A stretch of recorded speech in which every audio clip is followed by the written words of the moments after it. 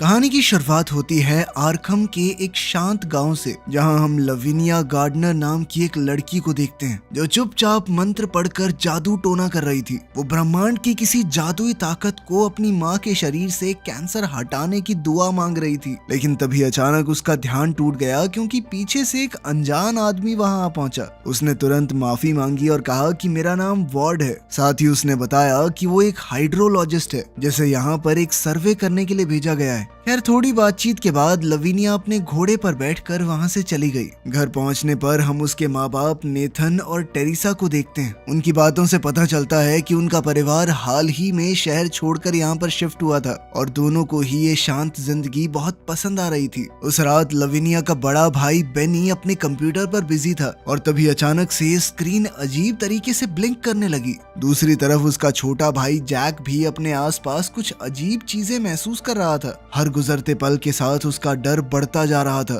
तभी अचानक आसमान से एक बैंगनी रंग का घूमता हुआ बादल नीचे उतरने लगा, लेकिन उनके माँ बाप इतने बिजी थे कि उन्होंने कुछ ज्यादा ध्यान नहीं दिया। अब जैक धीरे धीरे डरता हुआ अपने कमरे से बाहर निकला और बाहर आते ही उसकी नजर उनके कुत्ते सैम पर पड़ी, जो पता नहीं कैसे अचानक पहले से काफी ज्यादा खतरनाक लग रहा था। फिर कुछ ही पलों में वो रोशनी पूरे इलाके में तेजी से फैलने लगी। हर तरफ आंखों को चुभने वाली चमक भर गई। फिर अचानक से एक जोरदार धमाका हुआ। उसी वक्त जैक डर के मारे जोर से चीख पड़ा और उसकी आवाज से पूरे परिवार की नींद टूट गई। सब लोग तुरंत भागते हुए बाहर आए, लेकिन बाहर का मंजर देखते ही उनके होश उड़ गए। उन्होंने देखा कि जमीन के बीच में एक चमकता हुआ पत्थर धंसा हुआ था और उसमें से बेहद अजीब और गंदी बदबू आ रही थी। लेकिन असली डर तब शुरू हुआ जब उन्होंने जैक को देखा। वो बिल्कुल चुप था, मानो अभी तक शौक से बाहर ही नहीं आया। तब टेरिसा ने कहा कि इसे जल्दी से हॉस्पिटल लेकर चलते हैं, लेकिन दिक्कत ये थी कि सबसे पास वाला हॉस्पिटल भी 2 घंटे दूर है। मगर फिर काफी देर बाद जैक धीरे से बोला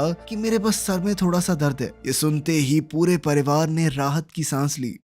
खैर अगली सुबह मेयर और शेरिफ उस पत्थर की जांच करने आ पहुंचे। उन्होंने देखा कि पत्थर अभी भी गर्म था, लेकिन काफी कोशिश के बाद भी किसी को समझ नहीं आया कि वो असल में है क्या। फिर थोड़ी देर बाद वॉर्ड भी वहां पर आ गया। उसका मानना था कि वो एक मीटियोराइट हो सकता है। उसने बताया कि ऐसे पत्थर जमीन पर गिरते ही अक्सर टूट जाते हैं, लेकिन हर बार टूटे ये जरूरी भी नहीं है। तब परेशान नेथन ने मेयर से पूछा कि क्या मैं अपने बेटे को हॉस्पिटल ले जा सकता हूँ, लेकिन मेयर ने ठंडे अंदाज में कहा कि इस इलाके में ज्यादा ऑप्शन नहीं है। तुम शहर वाले लोग हो, तुम्हें तो ये जगह मौका मिलते ही बेच देनी चाहिए थी। खैर कुछ देर बाद वार्ड ने पूछा कि क्या इस जमीन पर कोई और भी रहता है। तब नेथन ने बताया कि यहाँ पर एजरा नाम का एक आदमी रहता जरूर है, लेकिन उससे बात कर पाना लगभग नामुमकिन है। इसके बाद बेनी वार्ड को एजरा के कैबिन तक लेकर गया, लेकिन हैरानी की बात यह हुई कि वो बुढ़ा आदमी मानो पहले से वार्ड के बारे में जानता था। उसने बिना कुछ पूछे दोनों को अंदर बुला लिया। वहाँ वार्ड एजरा की बिल्ली से मिला। फिर जब एजरा ने उसे पीने के लिए पानी दिया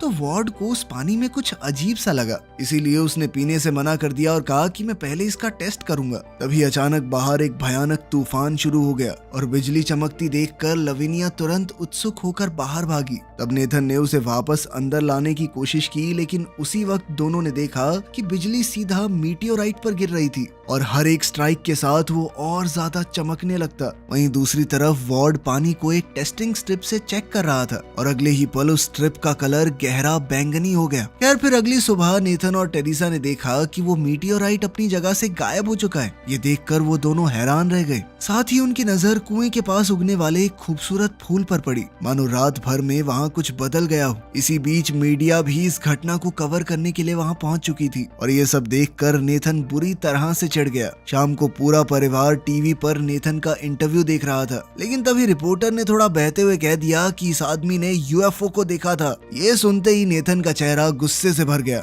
वहीं दूसरी तरफ टेरिसा किचन में खड़ी थी। उसने जैसे ही एक अंडा तोड़ा उसके अंदर से अजीब सा खून निकला, लेकिन अजीब बात ये थी कि उसने इस बात पर ज्यादा ध्यान नहीं दिया। फिर वो गाजर काटने लगी। तभी जैक उसके पास आ गया और ध्यान भटकने की वजह से टेरिसा ने गलती से अपनी 2 उंगलियां काट दी। सबसे अजीब बात ये थी कि उसने इस पर भी कोई रिएक्शन नहीं दिया। उसे देखते ही नेथन ने उसे तुरंत हॉस्पिटल ले जाने का फैसला किया और जाने से पहले उसने बेनी से कहा कि मेरे वापस आने तक घर की जिम्मेदारी तुम्हारी है। फिर अगली सुबह बेनी ईमानदारी से उनके पाले हुए जानवरों को बाहर चराने के लिए ले गया, लेकिन कुछ देर बाद लविनिया ने देखा कि जानवर तो अभी भी भूखे हैं, बाहर घास खा रहे हैं। वो तुरंत अपने भाई को डांटने लगी और उसे कहा कि इन सबको अंदर लेकर जाओ। तभी उसका ध्यान जैक पर गया। जो अकेला बैठा सीटी बजा रहा था। तब लविनिया ने पूछा कि क्या कर रहे हो तुम। जैक ने कहा कि वो कुएं वाले आदमी से बात कर रहा है, लेकिन लविनिया ने उसकी बात पर ज्यादा ध्यान नहीं दिया क्योंकि उसी वक्त उसका सर घूमने लगा और उसे वापस घर के अंदर जाना पड़ा। फिर कुछ देर बाद लविनिया के पास उसके पिता का फोन आया, लेकिन दोनों में से किसी को भी एक दूसरे की आवाज समझ नहीं आ रही थी। उन्हें बस अजीब और उलझी हुई आवाजें सुनाई दे रही थी। इसी बीच हम देखते हैं कि जैक दोबारा कुएं के पास जा पहुंचा। वहां उसकी नजर एक अजीब से गुलाबी अंडे पर पड़ी जो धीरे धीरे टूटने लगा था। कुछ ही पलों में उसके अंदर से एक बेहद अजीब कीड़ा बाहर निकला। वो कुछ देर तक चुपचाप जैक को देखता रहा और फिर उड़कर वहां से चला गया। उधर घर के अंदर लविनिया बर्तन साफ कर रही थी। जब उसने वो चाकू धोना चाहा जिससे टेरिसा की उंगलियां कट गई थी, तो अचानक से सिंक का पानी ओवरफ्लो होने लगा और अगले ही पल जमीन पर खून मिला हुआ पानी फैल गया। ये देखकर लविनिया बुरी तरह घबरा गई और तभी उसके पिता का एक और कॉल आया, लेकिन इस बार भी सिर्फ टूटी फूटी आवाजें सुनाई दे रही थी। ये सब सुनते ही लविनिया को उल्टी आ गई। उसी वक्त बाहर दरवाजे पर वार्ड आ पहुंचा, लेकिन लविनिया ने कहा कि अभी जाओ तुम, मैं बाद में मिलूंगी तुमसे। तब वार्ड ने बताया कि मैं पानी के बारे में कुछ बताना चाहता हूँ तुम्हें। यहाँ का पानी खराब हो चुका है, बिल्कुल भी पीने लायक नहीं है। इधर लविनिया को चक्कर आ रहे थे। उसने कहा कि हाँ, जो तुम कह रहे हो सही है, और फिर दरवाजा बंद कर दिया। उधर बाहर खड़े वार्ड ने तब जैक को कुएं के सामने खड़ा देखा। उसने पूछा कि वो क्या कर रहा है। तब जैक ने कहा कि मैं तो अपने दोस्तों से बात कर रहा हूँ। ये बात वार्ड को बहुत अजीब लगी। खैर बाद में वार्ड एजरा से मिलने गया, लेकिन अंदर जाकर उसने देखा कि बूढ़ा आदमी घुटनों के बल बैठा हुआ है, जैसे जमीन के नीचे से आने वाली किसी आवाज को सुनने की कोशिश कर रहा हो। फिर वार्ड ने उससे पूछा कि तुम्हारी बिल्ली कहाँ है। इस पर एजरा ने कहा कि ये अजीब घटनाएं जब से शुरू हुई हैं, तब से मैंने उसे नहीं देखा। तब वार्ड ने उसे भी पानी से दूर रहने की चेतावनी दी, लेकिन एजरा ने बिना कुछ कहे उसे एक हेडसेट पकड़ा दिया और कहा कि नीचे से आने वाली आवाजों को ध्यान से सुनो। असल में एजरा का मानना था कि मीटियोराइट के साथ एलियन भी यहाँ पर आए हैं, लेकिन वार्ड को लगा कि शायद ये बस जमीन के नीचे की कोई हलचल है। इसीलिए उसने वादा किया कि वो अगले दिन अपने डिवाइस लेकर आएगा यहाँ पर सब कुछ चेक करने के लिए। साथ ही उसने एजरा से कहा कि सिर्फ बॉटल्ड वाटर पीना। इसके कुछ देर बाद नेथन और टेरिसा हॉस्पिटल से घर लौट रहे थे। तब नेथन ने उसे तसल्ली देते हुए कहा कि सर्जरी बिल्कुल ठीक ठाक रही और फिलहाल वही सबसे जरूरी बात है। लेकिन टेरिसा के चेहरे पर अभी तक टेंशन साफ दिख रही थी। वो तुरंत घर पर फोन करके बच्चों का हाल पूछना चाहती थी,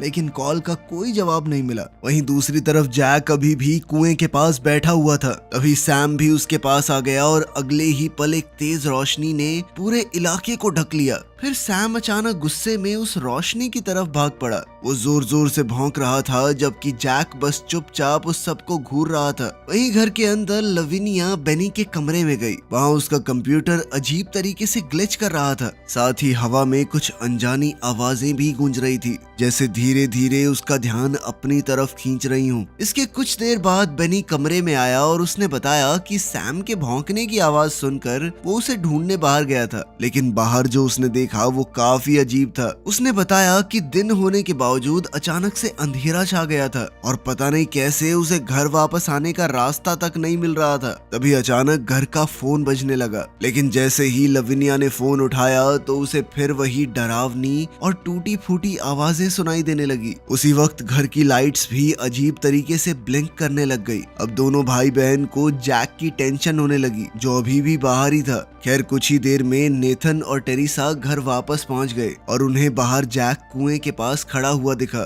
नेथन तुरंत गुस्से में अपने दोनों बच्चों को डांटने लगा। तभी उसकी नजर उनके पालतू जानवरों पर पड़ी, जो अभी भी गार्डन में घास खा रहे थे। ये देखकर उसने बेनी को सुनाना शुरू कर दिया। बच्चों ने उसे समझाने की कोशिश की कि घर में कुछ बहुत अजीब हो रहा है, लेकिन नेथन उनकी एक भी बात मानने को तैयार नहीं था। अब जानवरों को अंदर बंद करने के बाद नेथन सैम को ढूंढने लगा, लेकिन उसे कुत्ता कहीं नहीं मिला। इस बात पर वो दोबारा से बच्चों पर चिल्लाने लगा, पर लविनिया ने उसे समझाने की कोशिश की कि ये सब किसी अजीब चीज की वजह से हो रहा है। लेकिन नेथन को लगा कि बच्चे अपनी सफाई में कुछ भी बोल रहे हैं और वो उनकी बातों को नजरअंदाज करते हुए अंदर चला गया। फिर अगली सुबह नेथन ने देखा कि उसकी फसल समय से 1 महीना पहले ही उग चुकी है और ये देखकर वो काफी चौंक गया। वहीं दूसरी तरफ टेरिसा अपने क्लाइंट से बात करने की कोशिश कर रही थी, लेकिन कनेक्शन इतना खराब था कि वो बहुत परेशान हो गई। वो गुस्से में अपने पति के पास पास शिकायत करने गई कि यार इंटरनेट का करो ना कुछ, मगर उस वक्त नेथन टमाटरों का स्वाद चखने में बिजी था। लेकिन जैसे ही उसने उन्हें खाया तो उसका चेहरा अचानक से बिगड़ गया। सारे टमाटरों का स्वाद बेहद घटिया था।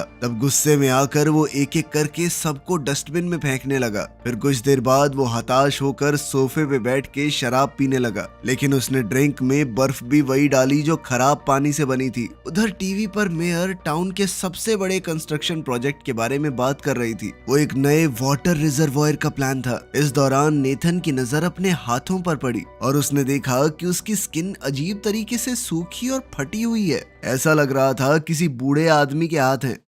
फिर हम देखते हैं कि उस रात जैक अचानक नींद से उठ गया और बिना कुछ कहे अपने रूम से बाहर निकल गया। उधर दूसरी तरफ लविनिया चुपचाप अपना सामान पैक कर रही थी। असल में वो इस जगह से हमेशा के लिए निकलना चाहती थी, लेकिन तभी उसकी नजर अपनी स्पेल बुक पर पड़ी। वहीं बाहर जैक बेनी के पास गया, जो आसमान में फैले हुए अजीब से रंगों को देख रहा था। वहीं घर के अंदर लविनिया ने कैंडल्स का एक सर्कल बनाया और किसी जादुई ताकत से मदद मांगते हुए पूजा शुरू की। ये जादू टोना करते हुए उसने अपने खून का चढ़ावा भी चढ़ाया। वो कुछ अजीबोगरीब निशान भी बना रही थी। इसी बीच दोनों भाइयों को जानवरों के पास से एक सीटी जैसी आवाज सुनाई दी। वो थोड़ा डरते हुए बान की तरफ बढ़े। उधर टेरिसा भी नींद से उठकर जैक को ढूंढने लगी थी, लेकिन लड़कों के सामने मौजूद उनके जानवर नॉर्मल तो बिल्कुल नहीं लग रहे थे। वो बदल कर भयानक मॉन्स्टर बन चुके थे। तभी वही अजीब रंग दोबारा फैलने लगा और डर के मारे दोनों भाई तुरंत घर की तरफ भागे।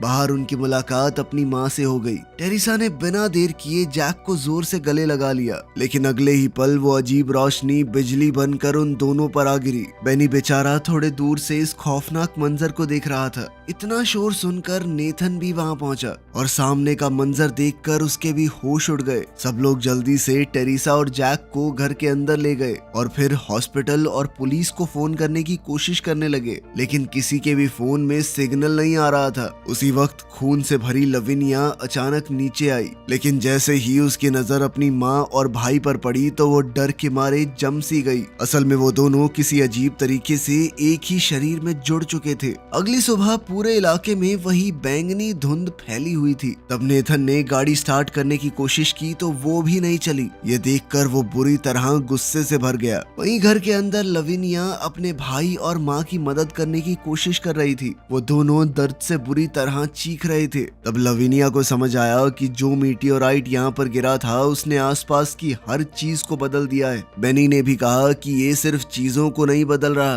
बल्कि टाइम के ऊपर भी असर डाल रहा है। उन्हें खुद नहीं पता कि वो कितनी देर से इसी हालत में बैठे हुए थे। तभी नेथन वापस आया, मगर उसने बताया कि गाड़ी तो चालू ही नहीं हो रही। अब सबका ध्यान टेरिसा और जैक की तरफ गया, जो दर्द के मारे जोर जोर से चिल्ला रहे थे। तभी बेनी को समझ आया कि उन्हें सूरज की रोशनी से तकलीफ हो रही है। फिर उसने तुरंत पर्दे बंद कर दिए और उसके बाद सब मिलकर टेरिसा और जैक को ऊपर वाले तहखाने में ले गए। लेकिन वहाँ भी दोनों का दर्द कम नहीं हुआ। उनकी दर्द भरी चीखें पूरे घर में गूंज रही थी। फिर कुछ ही देर बाद उनके पाले हुए जानवरों की भी अजीब और डरावनी आवाजें आने लगी। ये सुनते ही नेथन ने तुरंत शॉटगन उठाई और गुस्से में सीधा बान की तरफ निकल पड़ा। वहां पहुंचकर उसने देखा कि उसके पाले हुए जानवर सब मिलकर एक ही घिनौने क्रीचर में बदल चुके थे। तब गुस्से में नेथन ने बिना सोचे समझे उन पर गोलियां चला दी। इसके कुछ पल बाद उस क्रीचर की चीखें बंद हो गई। वहां हर तरफ खून फैल चुका था और ये सब देखकर नेथन टूट गया।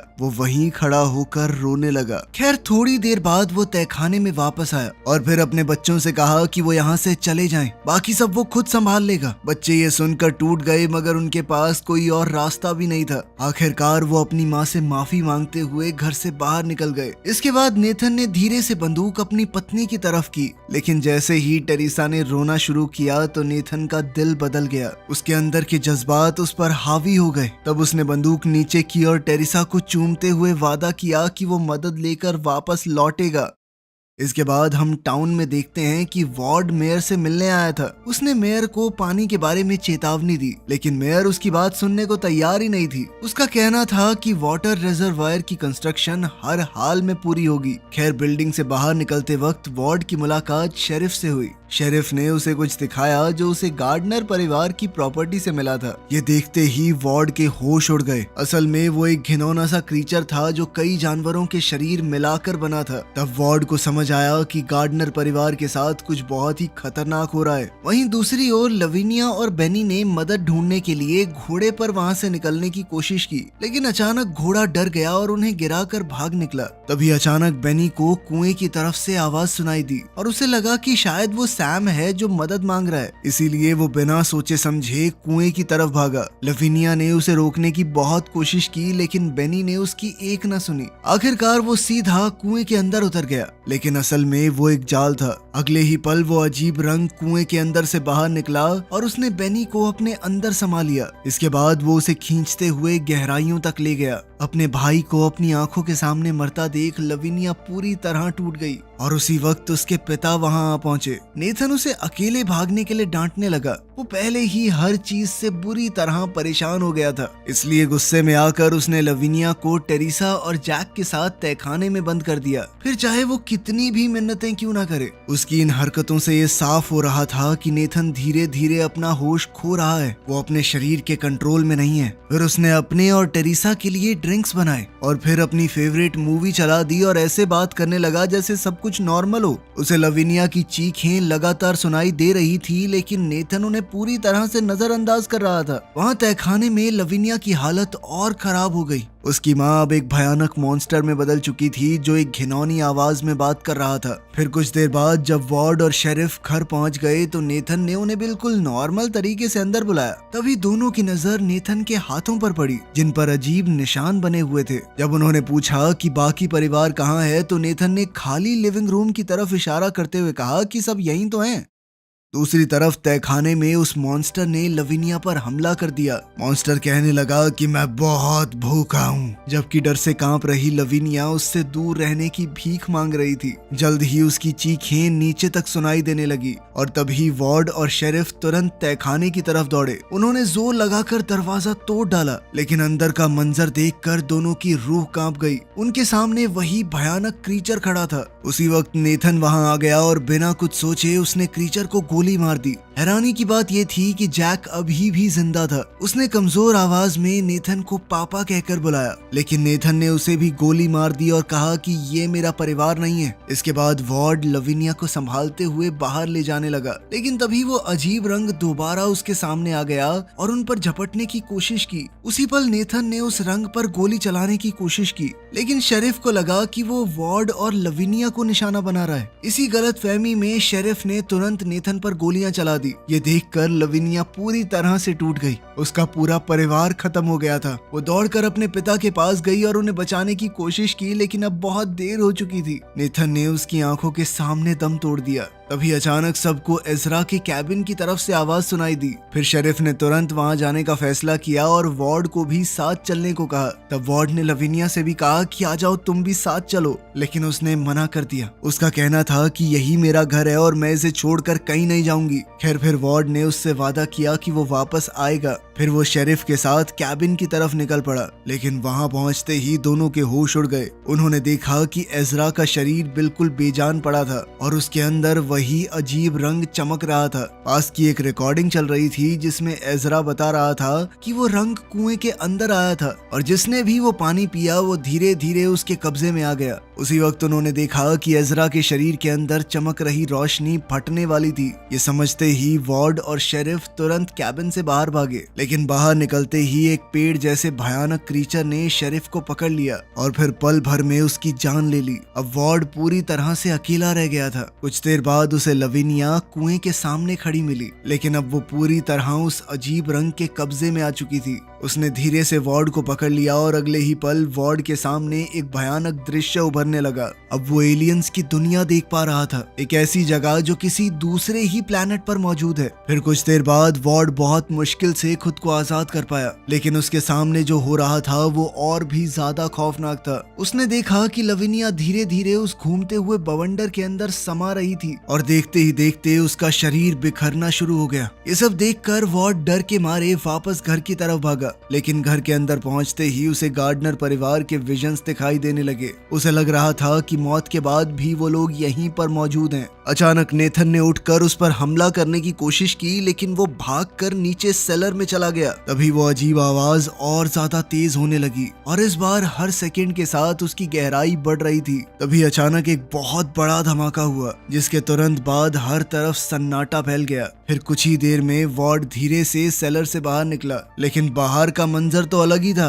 वो रंग पूरे घर को तबाह कर चुका था। हर चीज टूटकर बिखर गई थी, जैसे किसी ने पूरी जगह को हवा में उछाल दिया हो। अब वहां सिर्फ राख से भरी एक सुनसान बर्बादी बची थी। इस घटना के कुछ समय बाद हम देखते हैं कि वार्ड अब उस नए हाइड्रो इलेक्ट्रिक डैम के पास खड़ा था, जिसकी जांच के लिए उसे पहले यहाँ पर भेजा गया था। हालांकि अब यहाँ का पानी टेस्ट में नॉर्मल आ रहा था, लेकिन फिर भी वो इसे कभी नहीं पिएगा, क्योंकि जो उसने देखा उसका डर कभी उसके दिल से नहीं निकल पाएगा। वो रंग अब गायब हो चुका था, मगर जब वो वहां से जाने लगा तभी पास में एक अजीबोगरीब कीड़ा हवा में मंडराता हुआ दिखा, जिसका मतलब था कि खतरा अभी टला नहीं है। वीडियो पसंद आई तो लाइक कर देना, चैनल को सब्सक्राइब कर लेना। मिलते हैं अगली वीडियो में।